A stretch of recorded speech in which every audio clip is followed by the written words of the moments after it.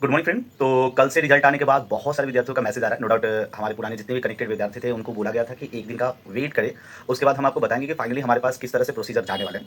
But सुबह उठते ही मैंने देखा कि लगभग 50+ विद्यार्थियों ने मुझे कुछ अलग अलग यूट्यूब लिंक शेयर कर रखे हैं कि सर इन्होंने ये बताया, इन्होंने ये बताया कि इस तरह से काउंसलिंग चलेगी, इस तरह से रॉय स्कोर को कैलकुलेट करना है।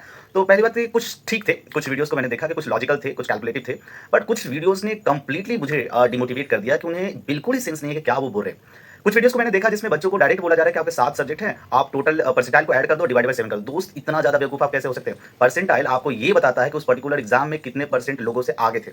एनटीए ने सही किया कि वो ओवरऑल परसेंटाइल नहीं दे सका। उसके पीछे का वजह, सारे बच्चे जो अपीयर हो रहे थे वो एक सब्जेक्ट कॉम्बिनेशन के साथ नहीं थे, इसलिए एनटीए यहाँ पर प्रोसीड ही नहीं कर पाया कि मैं कैसे परसेंटाइल दूं। इसलिए उन्होंने सब्जेक्ट वाइज दिया ताकि वो विद्यार्थी जो उस पर्टिकुलर सब्जेक्ट को चुने थे, उस पर्टिकुलर शिफ्ट में, उनमें आपकी पोजीशन क्या है। नाउ टर्न ये कि सर ऐसा है तो फिर काउंसलिंग कैसे होगा? क्योंकि जहां मैथ्स में 40 मार्क्स में 90 परसेंटाइल प्लस हो गया और लिटरेचर में हमारा लगभग 65 मार्क्स में भी 90 प्लस को छूटा।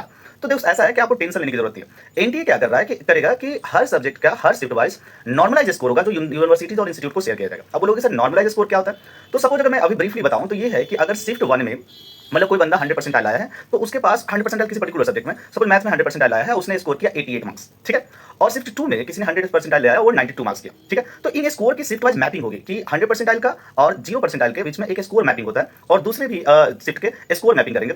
लोअर स्कोर जिसका रहा है उसको नो डाउट इनके मीन वैल्यूज को एक नॉर्मलाइज माना जाएगा और लोअर स्कोर वाले को अपग्रेड किया जाएगा और हायर स्कोर वाले शिफ्ट को डाउन किया जाएगा। इसका मतलब कि नॉर्मलाइज स्कोर से कुछ शिफ्ट के बंदों को कुछ स्कोर में फायदा होगा और कुछ को नहीं फायदा होगा। और हर सब्जेक्ट का हर शिफ्ट वाइज का normalise score correspond to your percentile जरूर होगा जो एनटीए यूनिवर्सिटीज को शेयर करने वाला है। ये पब्लिक डोमेन में नहीं आने वाला क्योंकि पब्लिक डोमेन को समझ में भी नहीं आएगा। तो आपके परसेंटाइल के अकॉर्डिंग आपका एक स्कोर लॉक हो चुका है जो यूनिवर्सिटीज को शेयर किया, जैसे बोल सकते हैं नॉर्मलाइज स्कोर। आप जैसे ही सडनली अपने डोमेन सब्जेक्ट का परसेंटाइल डालेंगे, देन आपका जनरल टेस्ट हुआ, टीचिंग एप्टीट्यूड हुआ एंड दो लिटरेचर के जो सब्जेक्ट हुआ, तो उसको जैसे ही आप डालेंगे तो उन पर्टिकुलर सभी शिफ्ट और परसेंटाइल के अकॉर्डिंग वहां पर इंस्टीट्यूट को एक स्कोर मिलेगा और उस स्कोर के फाइनल टोटलिंग पर आपकी काउंसलिंग होगी। तो फिलहाल के लिए आप इतना जाने कि ये जो भ्रमित करने वाले यूट्यूब के वीडियोस हैं कि ऐसे करेंगे वे करेंगे ये करेंगे, उन सबसे बच्चे और एक बेसिक समझ ले कि आपका परसेंटाइल स्कोर नहीं है, ठीक है ना। और आपका अब जो रॉ स्कोर है वह भी नहीं जाने वाला है, वो एक एल्गोरिदम है जिस एल्गोरिदम के बेसिस पर दो मैपिंग की जाएगी, स्कोर मैपिंग और स्कोर मैपिंग के मीन को, क्योंकि दो ही शिफ्ट हुआ है, इवन ज्यादा भी शिफ्ट होता है तो मीन ही निकालता है, उसके बाद मीडियन निकाला जाता है, तो उन मीन को यूज करेगा एज नॉर्मलाइज स्कोर। क्योंकि यहां पर आप देख सकते हो कि नॉर्मलाइज स्कोर इसलिए भी यूज करना होगा क्योंकि सब्जेक्ट अलग है, सब्जेक्ट कॉम्बिनेशन अलग है, इवन कुछ सब्जेक्ट 80 मार्क्स के थे, कुछ सब्जेक्ट 100 मार्क्स के थे, तो ये नॉर्मलाइज स्कोर ही है ना जो फाइनल मेरिट तक पहुंचाएगा। तो ये स्कोर मैपिंग होगा, तो टेंशन लेने के बाद में किसी के साथ इंजस्टिस नहीं होगा। बट ये चीज थोड़ा सा पैटर्न लॉजिकल हो चुका है और एडवांस हो चुका है, सबको समझाना थोड़ा मुश्किल है, तो आप टेंशन मुक्त रहे।